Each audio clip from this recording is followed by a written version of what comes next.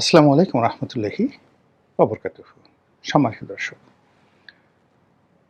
বাংলাদেশের রাজনীতিতে আওয়ামী লীগের ভবিষ্যৎ কি? শেখ হাসিনা কি আওয়ামী লীগের সভানেত্রী থাকবেন, নাকি একটা রিফাইন্ড আওয়ামী লীগ গঠিত হবে? শেখ পরিবারের মধ্যে কি নেতৃত্ব থাকবে, নাকি শেখ পরিবারের বাইরে এই নেতৃত্বে কেউ আসবে? দলের যে সকল নেতৃবৃন্দ, সিনিয়র নেতৃবৃন্দ যারা আছেন ভারতে কিংবা বাংলাদেশের জেলখানাতে, আগামীর যে রাজনীতি, আওয়ামী লীগের রাজনীতি তাদের হাতে থাকবে, নাকি নতুন একটা নেতৃত্ব আসবে? এর বাইরে ভারত কি আওয়ামী লীগকে শেষ পর্যন্ত ওন করবে? ভারত কি বাংলাদেশ আওয়ামী লীগকে পুনর্বাসিত করার জন্য সর্বশক্তি নিয়োগ করবে, নাকি আওয়ামী লীগ একেবারে আদিকালের যে মুসলিম লীগ সেগুলোর মতো বিলীন হয়ে যাবে? দ্বিতীয়ত, বর্তমান সরকার সে কি আওয়ামী লীগের ব্যাপারে নরম হবে, নাকি সরকার এখন যেভাবে আওয়ামী লীগকে নিষিদ্ধ করেছে ওই যে সিদ্ধান্ত, সেই সিদ্ধান্তের উপরে অবিচল থাকবে এবং বাংলাদেশে আমিদের বা আমি এবং মামু, এই মামুদের যে রাজনীতি, যে কথাগুলো এখন জনপ্রিয় হয়ে গেছে, আমি এবং মামু, এই আমি এবং মামুর রাজনীতি চলতে থাকবে যতদিন না পর্যন্ত আর একটা গণ অভ্যুত্থান না হয়, যতদিন পর্যন্ত মানুষজন তাড়িয়ে না দেয়, যতদিন পর্যন্ত তারা ব্যর্থ না হয়। আসলে কি হতে যাচ্ছে এই বিষয়গুলো চায়ের টেবিলে, পর্দার আড়ালে, সামনে এবং যেখানে সুযোগ আছে টেলিভিশনের টক শো, যেটা এই মুহূর্তে যেটিকে বলা হয় পাবলিক পার্লামেন্ট, সেই পাবলিক পার্লামেন্টে কিন্তু আলোচিত হচ্ছে। জাতীয় সংসদে অনেক বিষয় আলোচনা হচ্ছে না, করা যাচ্ছে না বা হবে না, কিন্তু আমাদের যে সামাজিক মাধ্যমগুলো এখন এটা বলতে গেলে পাবলিক পার্লামেন্টে রূপান্তরিত হয়েছে। টেলিভিশনগুলো এখন আংশিক হলেও, সব টেলিভিশন সব বক্তব্য প্রচার করতে পারে না, সব বক্তাকে আনতে পারে না, কিন্তু মোরালেস এখনও টেলিভিশন টক শোতে যে আলোচনাগুলো হচ্ছে সেই কোনো আলোচনাতেই রাজনীতি নামক যে অধ্যায়টি রয়েছে সেই অধ্যায়টিতে আওয়ামী লীগকেও বাদ দেওয়া যাচ্ছে না, শেখ হাসিনাকেও বাদ দেওয়া যাচ্ছে না। এই হলো বাস্তবতা। এখন আমাদের যে রাজনীতি, সেই রাজনীতির জটিলতাগুলো কি শুরু হয়েছে? প্রবীণ রাজনীতিবিদ জনাব ফজলুর রহমান, অ্যাডভোকেট ফজলুর রহমান, তিনি অতি সম্প্রতি একটি সাক্ষাৎকার দিয়েছেন ইংরেজি দৈনিক বিজনেস স্ট্যান্ডার্ডের সঙ্গে। তিনি এখানে খুব গুরুতর একটি অশনি সংকেতের কথা বলেছেন। সেটা হলো এই যে ঢাকা বারের নির্বাচন হলো, অত্যন্ত সেন্সিটিভ। ঢাকা বারের নির্বাচন হলো, তারপর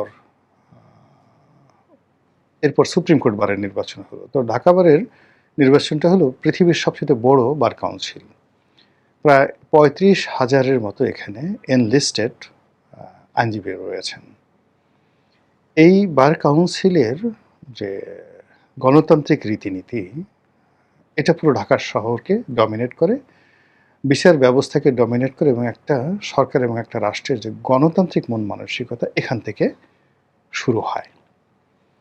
আওয়ামী লীগ জামানাতে যা কিছু মন্দ, এটা কিন্তু একেবারে শুরু হয়েছে বার কাউন্সিল নির্বাচন থেকেই, চূড়ান্তভাবে তার পতনের। এবং সর্বশেষ যে নির্বাচনটি হলো সুপ্রিম কোর্ট বার কাউন্সিলের, যে নির্বাচনে ন্যাক্কারজনকভাবে বিএনপির প্রার্থীদেরকে ব্যারিস্টার কাজল, এখন যিনি রুহুল কুদ্দুস কাজল, তিনি ঠকে গেলেন।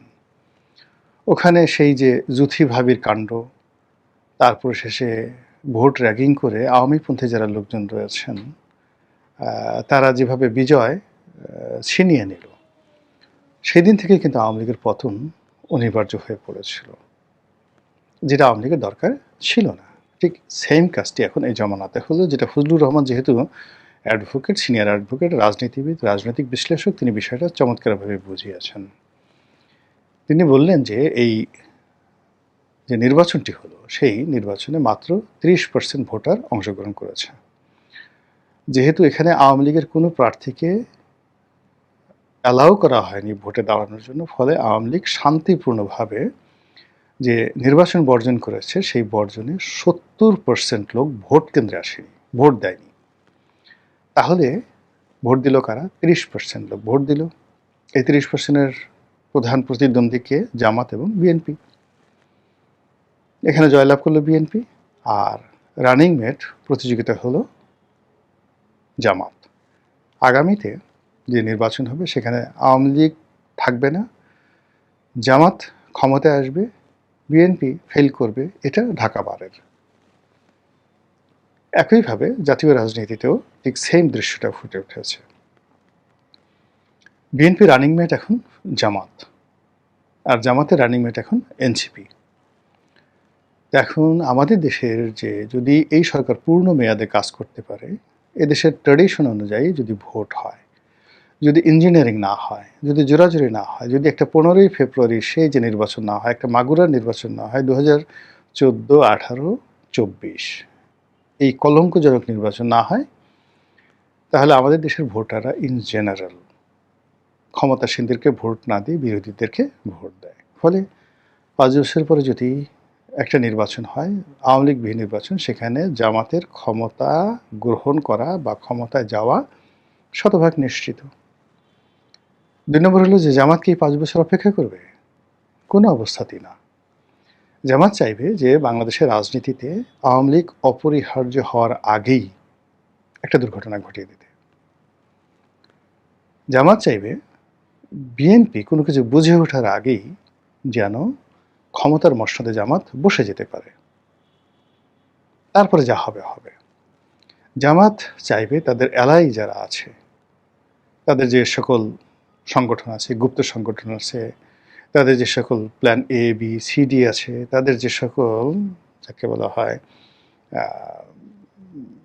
যে নেতৃত্বের যে স্তরগুলো রয়েছে, যেগুলোকে তারা 3 থেকে 4টি স্তরে গুপ্ত রেখেছে, এই গুপ্ত লোকজন মন্ত্রণালয়ে আছে, বিচারালয়ে আছে, পুলিশে আছে, বিএনপিতে আছে, আওয়ামী লীগে আছে, এখন যে শেখ হাসিনা যে দিল্লিতে থাকেন তার আশেপাশেও আছে। কাজেই তাদের কাছে যে টাটকা যে খবরগুলো আসে, সেই খবরগুলো হলো যে বিএনপি যদি অনুভব করে আওয়ামী লীগের দরকার, তাহলে জামাত নেই।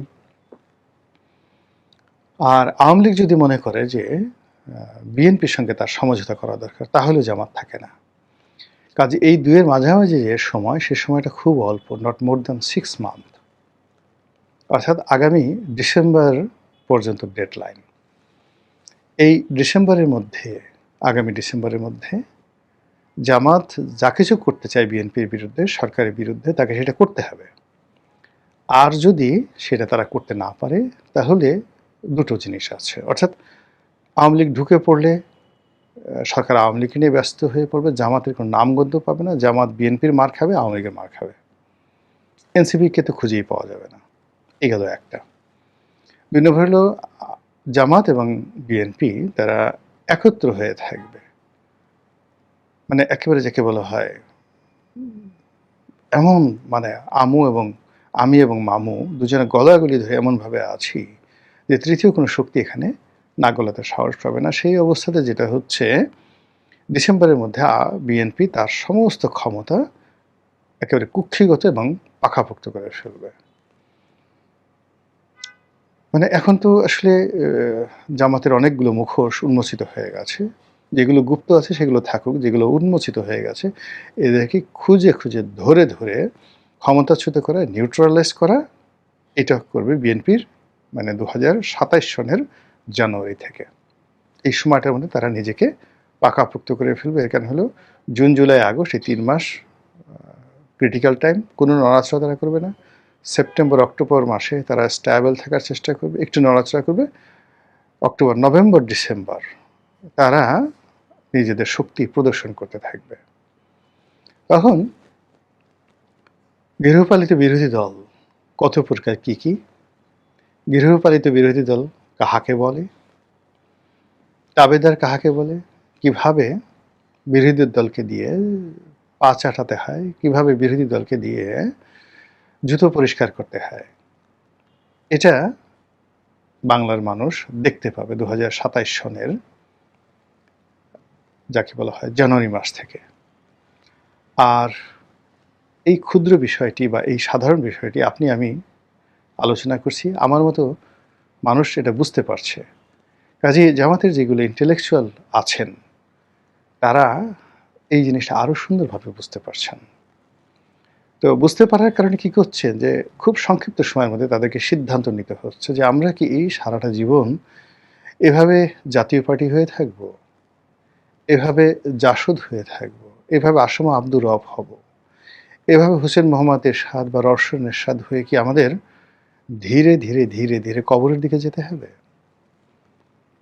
নাকি আমরা একটা শক্তিশালী বিরোধী দল হব, বিরোধী দল থেকে আমরা সরকারে যাব এবং সরকারে যাওয়ার জন্য ম্যাটিকুলাস ডিজাইন, দেশি বিদেশি সাহায্য, যা কিছু দরকার সব আমরা করব। আর সেই কাজ করার জন্য যে একটা টাইম ফ্রেম আছে, সেই টাইম ফ্রেমটা হলো ডিসেম্বর পর্যন্ত। ডিসেম্বরের পরে সব কিছু সেটেল হয়ে যাবে। আওয়ামী লীগের আসা না আসা, জামাতের শক্তিশালী বিরোধী দল হওয়া না হওয়া, জামাত আগামীকালে বা আগামী দিনে ক্ষমতা আসবে কি আসবে না, বিএনপি আগামী দিনগুলোতে ক্ষমতায় থাকবে কি থাকবে না, দ্বিতীয়বার ক্ষমতায় আসবে কি আসবে না, তারেক রহমান সাহেব, তারপরে জুবাইদুর রহমান, তারপর জাইমা রহমান, এই যে একটা ডাইনেস্টি, ক্ষমতার যে পাইপলাইন, সেই পাইপলাইনটা বহাল থাকবে কি থাকবে না, এই পুরো জিনিসগুলো উইদিন জাস্ট ডিসেম্বরের মধ্যে এটি সেটেলড হয়ে যাবে। আর এটা দৃশ্যমান হয়ে যাবে জুন, জুলাই, আগস্টের মধ্যে।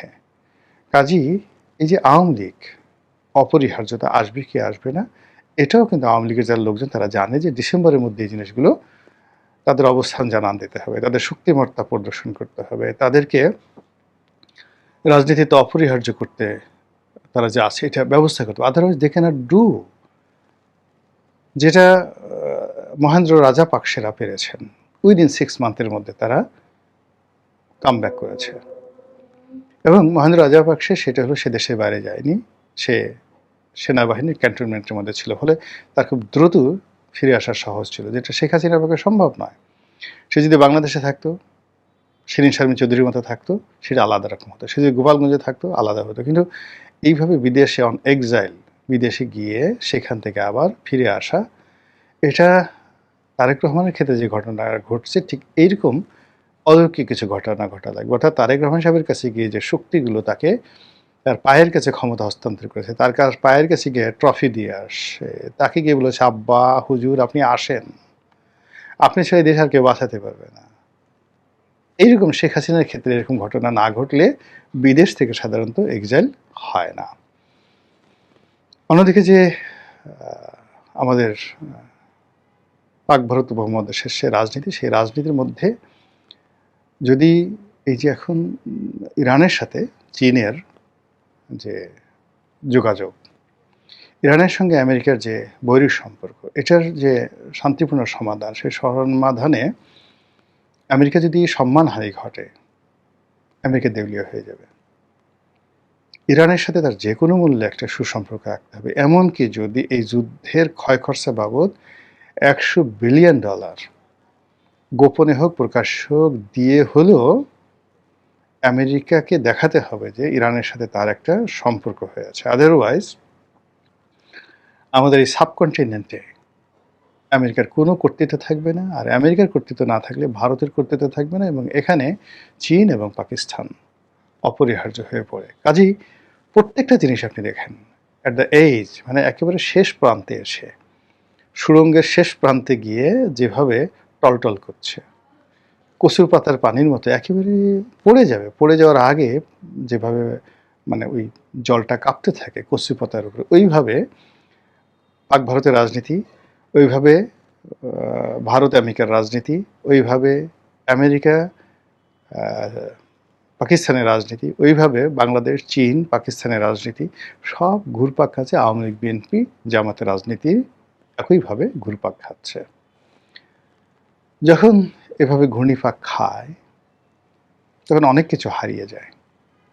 আগামীতে যে সমীকরণ আসবে, রাজনীতির সমীকরণ 2027 সনে জানুয়ারি মাসে, আপনি দেখবেন এখন যাদেরকে দেখছেন তাদের অনেককে দেখবেন না, আর যা আপনি কল্পনা করতে পারছেন না তাদের অনেককে আপনি দৃশ্যপটে দেখবেন। এটাই হলো যখন একটা ঘূর্ণিপাক হয়, সেই ঘূর্ণিপাকের আপনি যখন স্ট্রেট ওয়েতে চলতে থাকেন, সেটা এক ধরনের আপনার গন্তব্য নির্ধারণ করে দেয়। কিন্তু আপনি যখন চারিদিকে ঘুরতে থাকেন, রাধার চক্করে ঘুরতে থাকেন, ইউ ডোন্ট নো জুয়ার কোর্টে যে মানুষ যেভাবে আপনার ঘুরতে থাকে, কোথায় গিয়ে যে থামবে, কি পাবেন আপনি, ইউ ডোন্ট নো।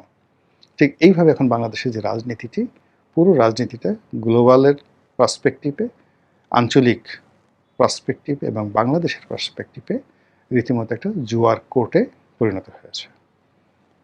মহান আল্লাহ আমাদের সবাইকে হেদায়েত দান করুন এবং হেফাজত করুন। আসসালামু আলাইকুম ওয়া রাহমাতুল্লাহি ওয়া বারাকাতুহু।